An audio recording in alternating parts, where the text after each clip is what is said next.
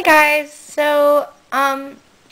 today I've decided to do a crazy colored bright plaid on my toes. As you can see, um, it looks pretty simple, which it is. You know, on my littler toes I just kind of faked it to make it look like it was there. My big toe I did try to be a little bit more precise. What you're going to need for this is your base coat, a top coat, and then I used 3 colors. I used a really bright green for my base, and then pink and purple for my 2 accent colors. And I also used a little baby brush. Just one with a nice fine tip at the end. You could use some of your nail art pens or the nail art brushes that come within the polish if you want to. So go ahead and get all that stuff together and then we'll get started. Okay, so the first thing we're going to want to do is take our base color, and I'm using this flaming neon green. It's called, I do not even know how to pronounce that. It's number 231 by Sinful Colors. It's a Riga or something. Let's see if I can get it to focus on that for you. Doesn't really matter. So I'm just going to paint. I already have my nails base coated. I went and base coated them twice because I know this color stains really bad. So hopefully the second layer of base coat will help it not stain so bad. If you guys have stained nails, go ahead and check out my nail whitening video on my YouTube channel. Anyway, so I'm probably going to end up doing 2 coats, but we're just going to start with our base color all over the whole nail. See how crazy green that is? Looks like I have fungus. Anyway, so I'm going to do the rest of my toes and my other foot, and then we'll meet back. So the next thing we're going to do is take one of our secondary colors, and I'm going to be using purple and pink.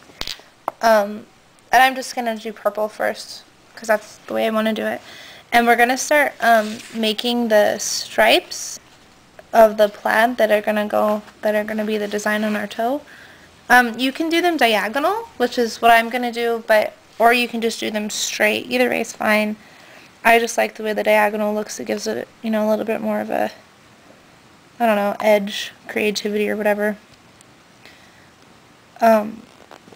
So I'm dropping some down on my paper, and I'm using this little brush that I've dipped in some nail polish remover to, wet back up. And I'm just going to pick up a little bit and kind of smooth it out to make sure all the bristles are stuck together. And then I'm just going to start on one side and drag it up. You could use your nail art pens, or if you have the nail art paints that come with the teeny tiny brushes. I just don't want to waste money on those when I can just use the colors I already have. So I'm going to space them, a pretty good amount apart so that I make sure I have lots of room for the layering to take place. We'll get 3 on this toe.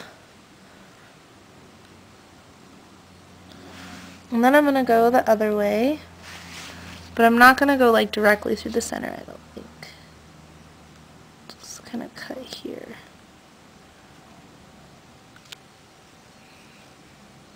If your brush starts to get kind of yucky, just dip it back in a nail polish remover, clean it off a little.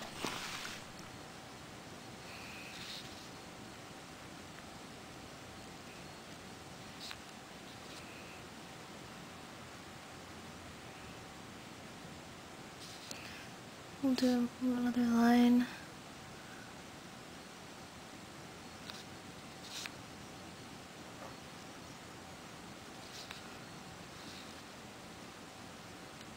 Try to keep the lines as straight as possible. Whoops, whoops. Getting it everywhere. Ah. Do one more right here. Okay, so I'm out of paint.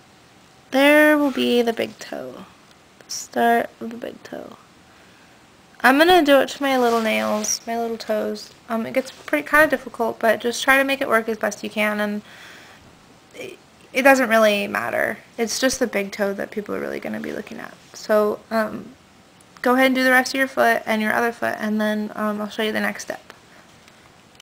Okay, so for the next part, we're going to take our secondary color, which I'm going to be using this bright pink.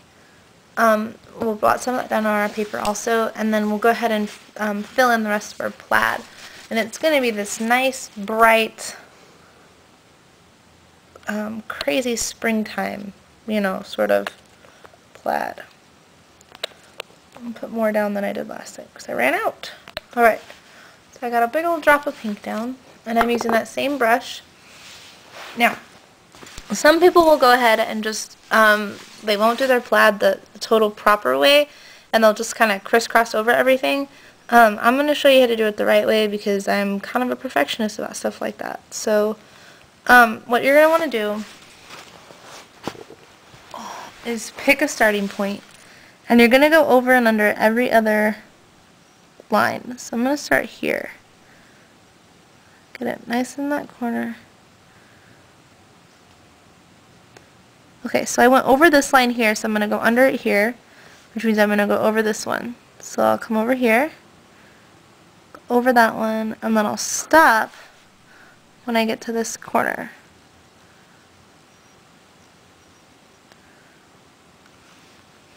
Okay, and then I'll do the same thing over this side, so I know I'm going to go over this one,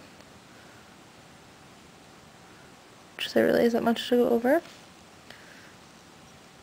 Under that one, and under this one. Okay, and then the same thing over here. But there really isn't any lines down in this corner, so I'm just going to kind of fill it in. Okay, so there's the one side. Now what you want to do is you want to pay attention to what you're doing here. So I've got all my lines on this side, and I want each pink line to be touching it in a corner, not...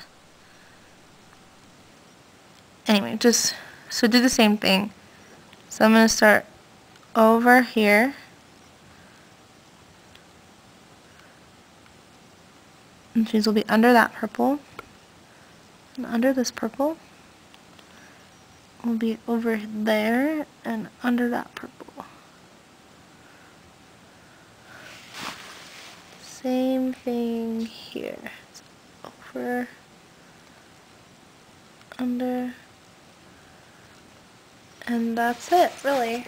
So, anyway, it's kind of hard to see that it's, you know, like a true plaid, but that's the way you can do it on there. Because the little toes are already really little. Another thing you could do for your little toes is just take and paint each one of your toes one of your colors, like I would do. So this would be my plaid toe, and then I would do this one purple, and then this one pink, and then that one green, and then, you know, so on and so forth. That could be kind of fun, or you could like incorporate another color. It could be really easy, you know, just throw some accent colors in here. It would be nice to do, you know, like a strip of yellow or something along the other side of the purple, but you'd want that to be really small. You don't want to cut into your base color, otherwise you're not going to see it very much. And that's why I would do it with something similar to your base color. So like the yellow that I would do would be very, very similar to this green. Anyway, if you want to put some rhinestones on it, now would be a really great time to do that. Otherwise, we're going to top coat it and we're finished. I hope you guys enjoyed the plaid. Thanks.